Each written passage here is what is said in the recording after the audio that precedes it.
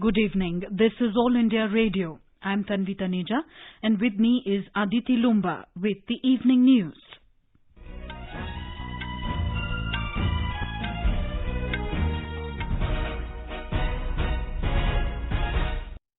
The headlines.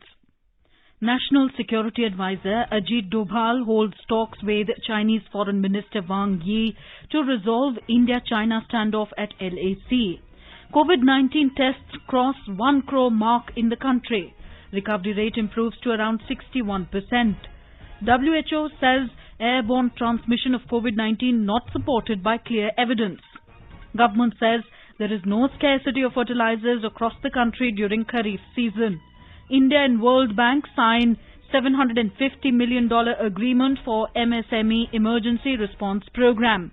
And Home Ministry permits conduct of examinations by universities and institutions.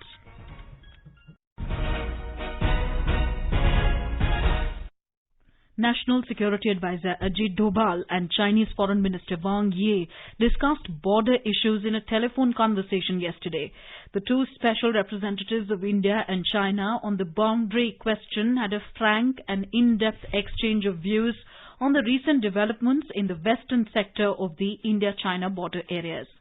The External Affairs Ministry said that the two special representatives agreed that both the sides should take guidance from the consensus of the leaders that maintenance of peace and tranquility in the India-China border areas was essential for the further development of bilateral relations. They also said that the two sides should not allow differences to become disputes. Therefore, they agreed that it was necessary to ensure at the earliest complete disengagement of the troops along the LAC and de-escalation from India-China border areas for full restoration of peace and tranquility. In this regard, they further agreed that both sides should complete the ongoing disengagement process along the LAC expeditiously. The two sides should also ensure a phased and stepwise de-escalation in the India-China border areas. They reaffirmed that both sides should strictly respect and observe the line of actual control and should not take any unilateral action to alter the status quo and work together to avoid any incident in the future that could disturb peace and tranquility in border areas. It was also agreed that the two special representatives will continue their conversations to ensure full and enduring restoration of peace and tranquility in the India-China border areas in accordance with the bilateral agreements and protocols. Disengagement with Chinese army has started in Galwan Valley as pre-agreed terms in the Corps Commanders meeting of the two sides. Army sources said Chinese forces were seen removing tents and structures at patrolling point 14. Our correspondent reports that rearward movement of vehicles of Chinese army was seen at General Area Galwan, Hot Springs and Gogra. This development is in line with what the Corps commanders agreed to on 30th of June at Chushul. Government sources told AIR News that this is a work in progress and they will have to wait till sunset to see up to what distance the Chinese have retreated.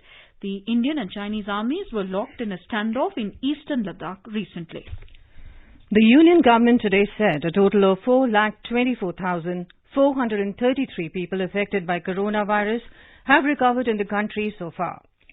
In the past 24 hours, 15,350 people recovered from COVID-19, and with this the recovery rate reached 60.86%. The Health and Family Welfare Ministry said a total of 24,248 new cases of COVID-19 were reported in the country during the last 24 hours, taking the total number of cases to 6,95,413. In a single day, 425 deaths were reported, taking the nationwide toll to 19,693. Presently, the total number of active corona cases in the country is 2,53,287. India achieved a remarkable feat today by performing more than 1 crore COVID tests since the outbreak of corona pandemic in the country. Starting from less than 100 tests per day, a multiple-fold increase in a few months was made possible by dedicated teams of various stakeholders, including research institutions, medical colleges, testing laboratories, ministries, airlines and postal services. During the last 24 hours, more than 3,46,000 COVID samples have been tested in the country. More from a correspondent. To effectively deal with coronavirus, the government adopted the test, track, treat strategy for early detection and containment of the pandemic. Government promoted the indigenous manufacturers for developing equipment and materials required for COVID-19 testing to become self-reliant. In January this year, India had only one testing laboratory for COVID-19 at National Institute of Virology, Pune. Today, more than 1100 government and private laboratory chains are testing coronavirus samples across the country. ICMR is continuously ramping up its facilities by approving new laboratories, RT-PCR kits, TrueNet test, CVNet test for COVID-19 testing. ICMR has also recommended the use of rapid antigen test kits for diagnosis of COVID-19 in containment zones in combination with RT-PCR tests. India is also producing high-quality, low-cost testing swabs, which resulted in the production of millions of swabs in record time and at a fraction of the cost of the imported ones. Bhupendra Singh, AIR News, Delhi. The Union Government has emphasized on increased testing, prompt contact tracing and timely clinical management of the COVID-19 cases. Government has also held the states to significantly ramp up testing capacities, and this has resulted in reduced positivity rate of corona in the country. Currently, the national positivity rate stands at 6.73% in India. The Health and Family Welfare Ministry said tests were ramped up in Delhi through increased RT-PCR testing, along with rapid antigen tests, which gives results in only about 30 minutes. It said Delhi has witnessed a huge increase in testing. It said an average of 18,766 samples per day between 1st to 5th July were tested. The ministry said due to the increased testing, the positivity rate has seen a substantial decrease from about 30% to 10% in the last 3 weeks. In Madhya Pradesh, arrangements are being made for the treatment of patients identified with door-to-door surveys in the ongoing Kill Corona campaign in the state. As many as 1,776 survey teams in urban areas and 8,975 in rural areas are engaged in this campaign. Our correspondent reports that patients with symptoms of corona along with other seasonal diseases are also being identified under the survey campaign. More than 11,000 samples were taken in the Kill Corona campaign so far. Health survey of more than 2 crore people in the state has been conducted under this campaign. All teams are equipped with non-contact thermometers, pulse oximeters and other necessary protective gear. Suspected patients of malaria, dengue, chikungunya are also being identified in the Kill Corona campaign, and their entry is being done in the Sarthak app. The Kill Corona campaign will continue till July 15th. Chief Minister Shivraj Singh Chauhan has issued instructions to make arrangements for proper treatment along with investigation of potential corona patients as well as patients of other disease being identified during the survey in the Kill Corona campaign. Sanjeev Sharma, AIR News, Bhopal. Further easing coronavirus-induced lockdown in Maharashtra, the state government today decided to allow hotels and other entities providing accommodation services like lodges and guest houses outside containment zones to operate from July 8th at 33% of their capacity. The hotels and shopping malls, however, will not be allowed to reopen. The permission has been granted on conditions of these entities adhering to social distancing norms and other protocols. Meanwhile, Maharashtra Chief Minister Uddhav Thackeray today expressed concern over several industries sacking workers at a time when the government is allowing resumption of business activities in the state. A report from our Mumbai correspondent. Chief Minister Uddhav Thackeray said that migrant workers who went to their native states due to the lockdown have started coming back to the state slowly after the government allowed resumption of business activities. However, the Chief Minister noted that in such situation, several industries slashing salaries of workers or sacking them is not right. State Industries Minister Subhash Desai said 17 sectors for which job seekers can apply through the portal include engineering, logistics, textile and pharmaceutical. On the other hand, in the absence of labourers, Mumbai Metropolitan Region Development Authority, which is implementing large infrastructure projects, is facing the challenge of project delays of more than 5 to 6 months. Therefore, the state's Ministry of Skill Development is also conducting Pandit Deendayal Upadhyay online job fair in 2 phases starting today till 12th July to fill the vacancy. Preeti Jain, AIR News, Mumbai. In Andhra Pradesh, 1,263 people have tested positive for COVID-19, while 424 people have been discharged from various hospitals after recovery during the last 24 hours. A total of 17,365 COVID-positive cases have been recorded so far in the state, and out of them, 7,252 people have recovered. About 9,874 people are under treatment. Andhra Pradesh has conducted over 1 million COVID-19 tests so far. Kerala reported 193 new COVID cases today, while 167 people recovered from the virus infection. The state has been recording over 100 COVID-19 cases for the last 18 days. Out of the new cases, 92 people had returned from abroad, while 65 returned from other states. The death toll due to COVID in the state has reached 27. Presently, 2,252 people are under treatment in the state. The surge in COVID-19 cases continues in Karnataka with 1,843 new cases reported today.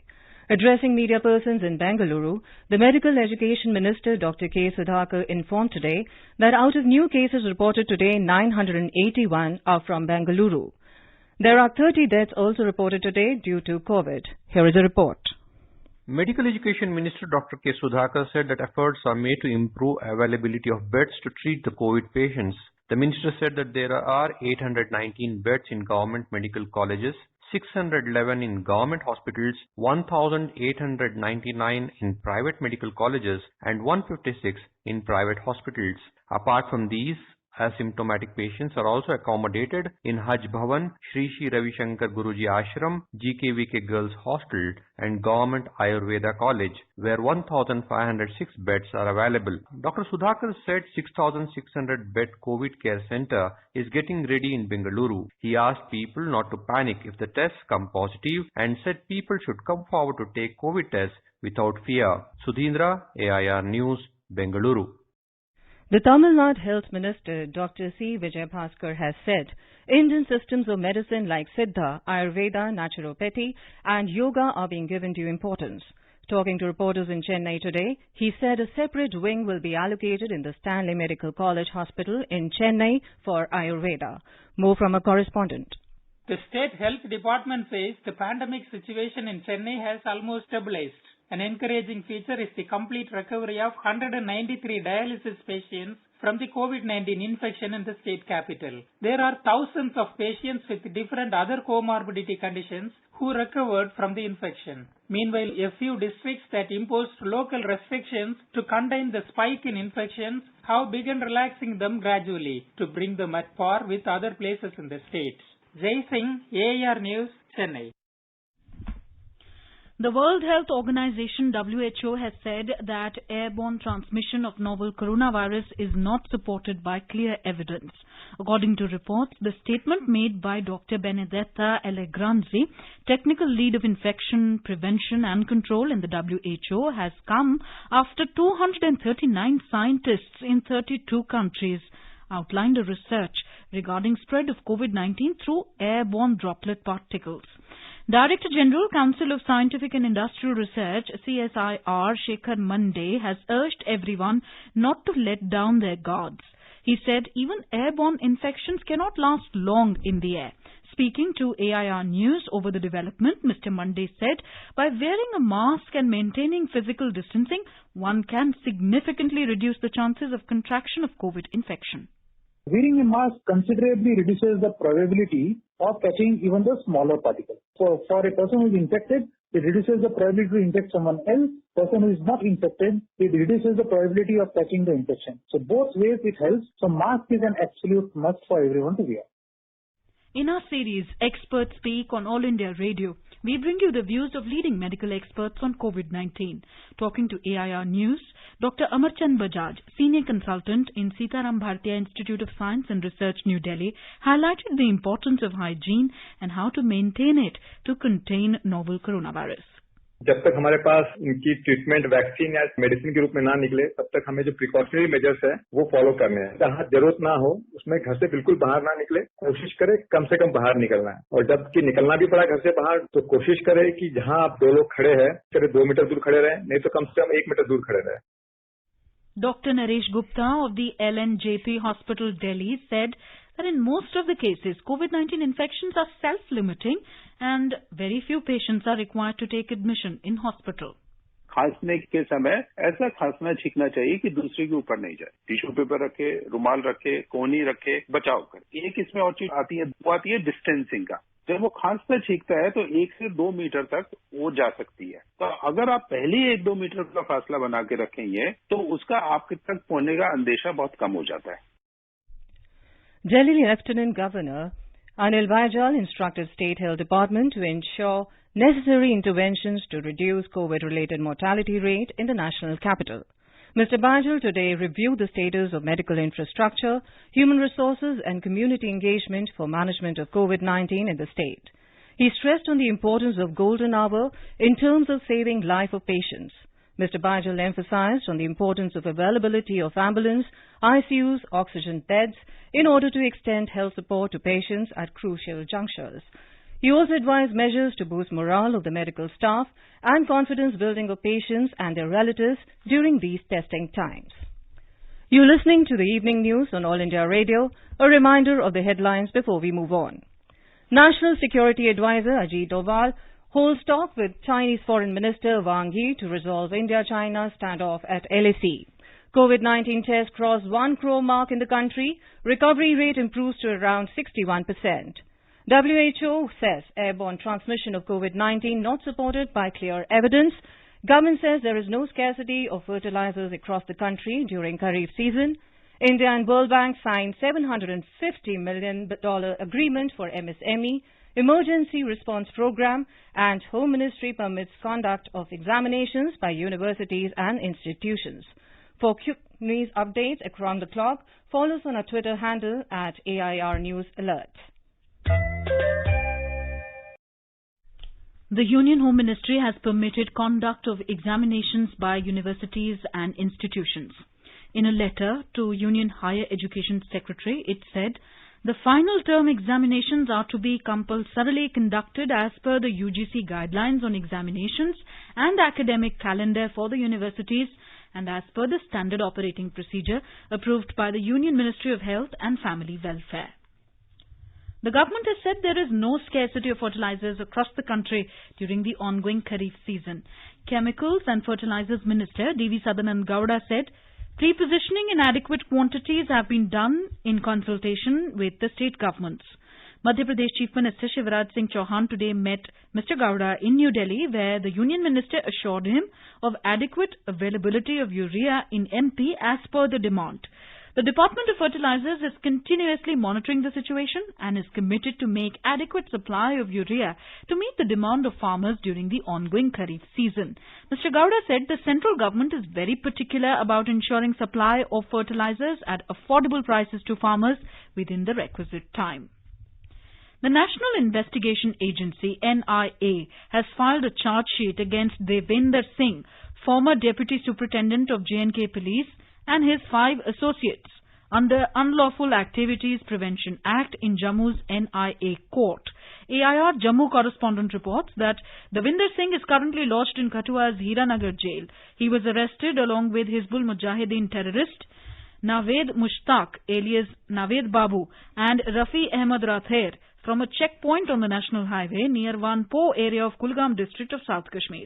The NIA's investigation has revealed that the accused were part of a deep-rooted conspiracy hatched by Pakistan-based terrorist organization Hizbul Mujahideen and Pakistani state agencies to commit violent acts and to wage war against India. The investigation has also revealed that the accused were obtaining weapons and ammunition from across the border with the help of arms smugglers and accused Devender Singh. These weapons were later used for terrorist activities. BJP today attacked former Congress President Rahul Gandhi for not attending a single meeting of Parliament's Standing Committee on Defence and accused him of trying to demoralize the nation. Party President J.P. Nadda alleged that Mr. Gandhi skips meetings of all important Parliamentary Standing Committee on Defence but continues to demoralize the nation and question the valour of armed forces. Meanwhile, Congress has hit back at BJP and accused it of resorting to distraction from the main issue. Party spokesperson Pawan Khera alleged the government has not called any meeting of the Parliamentary Committee on Defence for the last over 3 months at this crucial time. National Highways Authority of India, under the Ministry of Road Transport and Highways, has decided to undertake performance assessment and ranking of the highways in the country. The assessment, audit and ranking of the national highways is aimed to take corrective recourse wherever needed to improve the quality and provide higher level of service to highway commuters. The assessment of parameters are based on different international practices and studies for benchmarking highway performances in Indian context. The criteria for the assessment have been broadly categorized in 3 main heads. They are highway efficiency, highway safety and user services. In Himachal Pradesh, Chief Minister Swawalamban Yojana has become an integral part of the life of the educated unemployed youth. After getting benefits under the scheme, the number of youth going out of the state in search of jobs has come down as they are moving towards self-employment. Our correspondent reports that in Hamirpur district, the scheme has become the main source of livelihood of the youth near their homes. At present, 65 industrial units have been set up in Hamirpur district under this scheme. It may be recalled that a loan of rupees 25 crore 46 lakh as well as subsidy of rupees 3 crore 59 lakh was provided through various banks to establish small industries in the district so far. Saket Chopra, educated unemployed youth from small Maliana village of Hamirpur district, took a loan of rupees 23 lakh from Kangra Cooperative Bank for purchasing JCB and other types of machinery for crusher unit. As a subsidy, he also got the benefit of rupees 6.29 lakh. Now sitting at home, he is earning 60,000 rupees per month. Undoubtedly, the steps being taken by the educated unemployed youth of the state are contributing to make the nation self-reliant. Sanjeev Sundaryal, AIR News, Shimla. In Assam, along with measures to contain the COVID-19 pandemic, steps are also being taken to gear up economic activities. Public Health Engineering Department Minister Rehan Daimare said that steps are being taken to provide skill development training to 50,000 youths. More from our correspondent. Assam Public Health Engineering Minister Rehan Daimare informed preparations are being made across the state to give skill development training under Jal Jeevan Mission. He said that those who have returned Assam from outside recently would be benefited by this initiative. Mr. Daimare said that the Public Health Engineering Department is also sanitizing villages to prevent the spread of COVID-19. The minister further said that drinking water is being provided to inmates at flood relief camps in the state. Manas Pratim Sharma, AIR News, Guwahati. The government and the World Bank today signed a $750 million agreement for the MSME Emergency Response Program. It aims at supporting increased flow of finance into the hands of micro, small and medium enterprises, MSMEs, which are severely impacted by the COVID-19 crisis.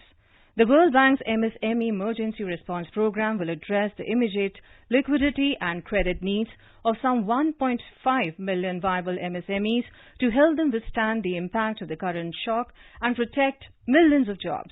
Ministry of Finance in a statement said this is the first step among a broader set of reforms that are needed to propel the MSME sector over time. In a significant step towards bolstering the comprehensive strategic partnership between India and Indonesia, an MOU has been signed between the Indian Coast Guard and Indonesia Coast Guard. This will enhance collaborative and cooperative engagements in the domains of maritime law enforcement, maritime search and rescue and maritime pollution response.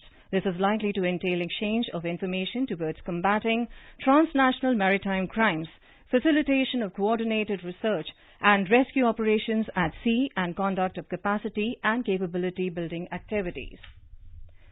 Government today dismissed the media report that it is considering a proposal to merge the Central Board of Direct Taxes and Central Board of Indirect Taxes and Customs. The Finance Ministry has termed the news item as factually incorrect, clarifying that the government has no proposal to merge the two boards.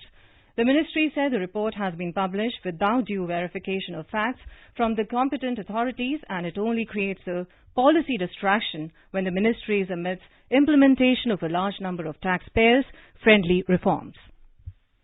The National Cadet Corps NCC Directorate Gujarat has launched the Ek Bharat Shresth Bharat EBSB camp in Ahmedabad from yesterday. Our correspondent reports that the week-long camp will continue till 11th of July through video conferencing. The cadets of Gujarat, West Bengal, Sikkim and Union Territory, Dadra Nagar Haveli and Daman and Diu are participating in this camp through video conferencing from their home state. Gujarat is represented by 25 girls cadet and 25 boys cadet of Senior Wing NCC. Camp Commandant Colonel Avesh Pal Singh gives more details. एक भारत श्रेष्ठ Bharat camp का उद्देश्य देश की विविधताओं को जानना और इन विविधताओं में एकता की भावना को एक उत्सव की तरह सेलिब्रेट करना होता है। इसमें शामिल होने वाले कैडेट्स अपने अपने राज्यों की रिच हेरिटेज को शोकेस करते हैं, जिससे राज्यों के मध्य एक लॉन्ग टर्म एंगेजमेंट स्टैब्लिश होता है। Amidst the coronavirus pandemic, this camp will also provide good platform to young cadets for sharing their experiences. Yogesh Pandya, Air News, Ahmedabad. Jammu Divisional Commissioner Sanjeev Verma along with IGP Jammu and DDC Kathua today visited Lakhanpur to oversee the arrangements for the annual Amarnath Ji Yatra pilgrims.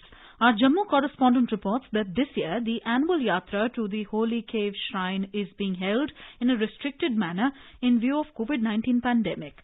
During the visit, it was decided that dedicated terminals and counters would be established in Lakhanpur to ensure registration and medical sampling of all the pilgrims. He also called for making adequate arrangements for boarding and lodging facilities of pilgrims in case the yatra is halted due to any exigency. He also directed authorities to ensure adequate provision of drinking water, toilets and maintenance of cleanliness besides adherence of social distancing and wearing of masks.